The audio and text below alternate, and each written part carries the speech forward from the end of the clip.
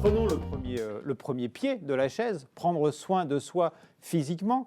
Comment, dans le cadre d'un changement de vie, cela peut être important et qu'est-ce que cela recouvre ? Alors, cela recouvre plusieurs choses, notamment le fait d'être équilibré physiquement à travers l'importance du sport, de l'activité physique. C'est d'ailleurs un pilier qui est important pour moi en tant que sportive de haut niveau et comme vous l'avez dit tout à l'heure, championne du monde de boxe. C'est vrai qu'au quotidien, il est nécessaire pour moi de faire attention et de prendre soin et d'anticiper tous les risques et de faire le lien entre la balance bénéfice-risque au quotidien sur le plan physique. C'est-à-dire que, par exemple, je ne peux pas faire n'importe quoi avec mon corps au quotidien. Je suis dans l'obligation de me prévenir, de faire attention à mes articulations, mes muscles, pour pouvoir avancer sereinement et m'épanouir en tant que sportif de haut niveau, et également à travers la nutrition.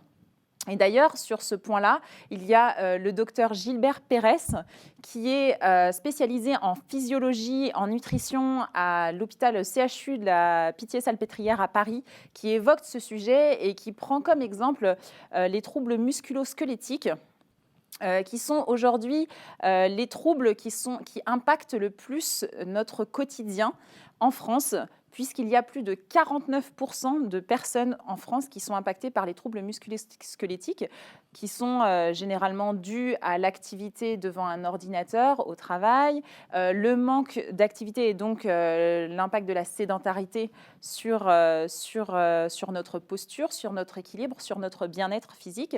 Et en parallèle de ça, la mauvaise alimentation qui engendre des prises de poids conséquentes et donc qui impacte elle aussi sur les articulations. Vous vous doutez bien que forcément tout cela génère une problématique et va générer du stress, va générer des problèmes, des blessures, va générer des tendinites, va générer toutes ces choses-là qui vont impacter dans la vie de tous les jours. Un peu comme si finalement on prenait l'image d'une voiture qu'on voudrait emmener au maximum de ses performances et pourtant, au lieu de mettre dans une voiture diesel du diesel, on y mettrait de l'essence. C'est un peu le même fonctionnement aujourd'hui. Il est nécessaire de bien manger, de bien s'entretenir pour pouvoir être au maximum de ses performances. Et d'ailleurs, à ce sujet, et après toutes ces réflexions, il a été important pour moi de prendre en considération cela.